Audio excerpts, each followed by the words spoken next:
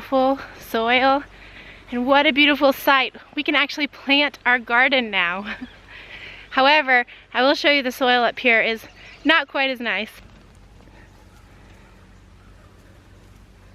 You can really tell the difference between the area where we had the chickens and where we put compost and straw down there, and where there were no chickens and no compost and straw.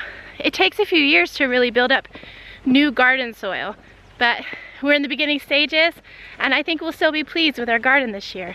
I just thought I would do an update today on everything we have going on our homestead. So we'll start with the chickens because that's the first morning chores.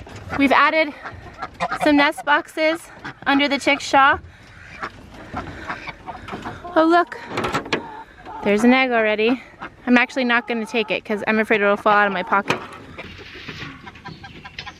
We're back to using a water because we don't have to worry about things freezing anymore.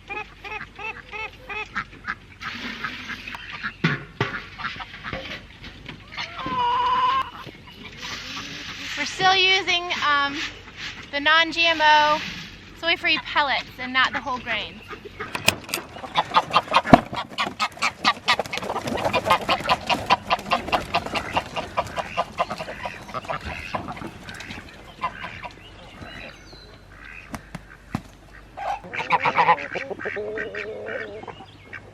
Oh, there's our duck egg. We get one every morning.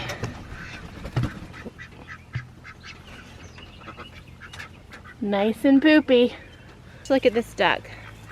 Going for the greens. Donald's still doing his job. Sometimes a little too well, which I will tell you about in a second. Good job, sweet ducks. Good job, Minnie, laying an egg every day for us. Okay, now I'll get the poopy eggs. I'm gonna put them in the bucket. I didn't really want poop in my pocket. There's one of our roosters that was injured. He is so happy. He loves just being free. And he chooses not to really join the flock most of the time. He'll free range with them a little. But he's free to be in the coop. He's free to not. Look, see, there he's going. There's your people.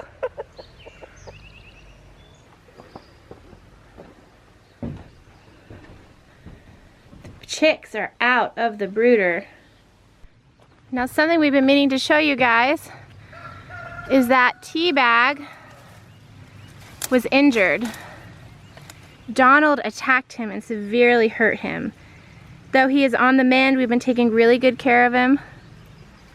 But this is his favorite spot when he wants to be alone in our forsythia bush. Come on. You're okay. Okay, so if you look at his leg, he's having a hard time walking. Donald decided there were too many roosters or too many males, and he attacked Teabag. So as you can see, his leg is pretty bad. But he gets around great. He gets fresh food and water every day. And he's doing well. Here's our comfrey. Not a lot going on in there. We're a little concerned. But it did say 4 to 6 weeks, so we're coming up on 4 weeks. Hopefully we will have comfrey coming up soon, and we'll be planting that around our apple trees. Hey, good old man. Oreo is still the best dog we could ever ask for. He never attacks chickens or goats, and he never has. Come on, you're so great. We love you. But he is an old man. His hips bother him. He's slower than he used to be. But he still tries to chase the deer away. This is the outer door for the chicks' new place. This door will lead out here to a run. And then we'll also let them free range once they know to go back to the coop. Many of you have asked what kind of chicks, and we kept forgetting to tell you. These are all egg layers, they're not meat birds. So that's a Rhode Island Red right there. I got her because she's just like a standard egg bird, and I love their color. This is a Brahma. I got dark and buff. I can tell because they have feathers on their feet. I got them because they're supposed to be good mamas. And I want chickens that will sit on eggs. Now, the rest of them, like this guy here, is an Americana. And I have all different colors of Americanas. There's some white ones. I thought Americanas were black, but they come in all sorts of colors. So we definitely have all different ones. There's another one. I got them for their gorgeous green, blue eggs.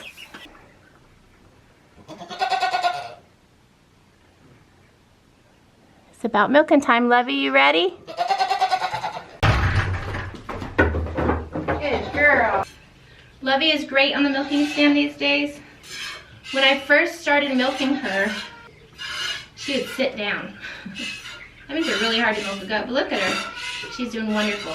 And what I learned was that by putting my arm right here on her belly while I milk, she stays standing. She doesn't give that much milk, 2 to 3 cups in the morning. Of course, I don't milk at night because we could share for now. But I am pleased with that. I'll take that. That's 2 or 3 more cups I don't have to buy. Go on, Lovey. Good girl. My goats have done this so many times now that they are trained to come out in order. They know Lovey first, Coco second, Meralda last. Coco gives me a quart every morning, give or take a tiny little bit. You can see I'm milking with 2 hands now. Glory be, that is awesome.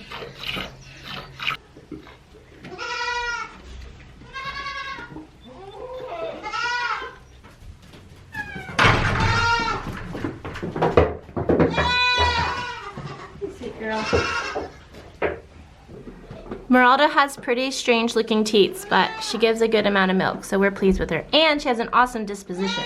Many of you have asked for an update on the milk machine. Okay, so we found out that same, or the next day, I guess, technically, who sent it to us, and it was a viewer. I cannot express how generous and kind of a gift that was to us. We were blown away. And just like yesterday with Tom, plowing our whole garden. You guys just continue to amaze us with your kindness. But as far as the milk machine, it's not that I don't want to try it. It's that I have not had time to run electricity down to the barn because it's an electric milker. We don't have electricity down here. And I haven't had time to basically learn something new.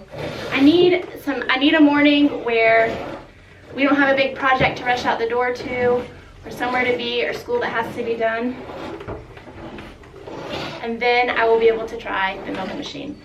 Meralda is giving me 6 to 8 cups a day, which is, or in the morning. Obviously, if I was milking her at night, it'd be much more. I let these guys out when I was getting hay and blocked off the door. And they jumped through the window. You guys are so funny. Come on. Come on. Flopsy's all alone out here. And no, I'm not going to be trying to breed again.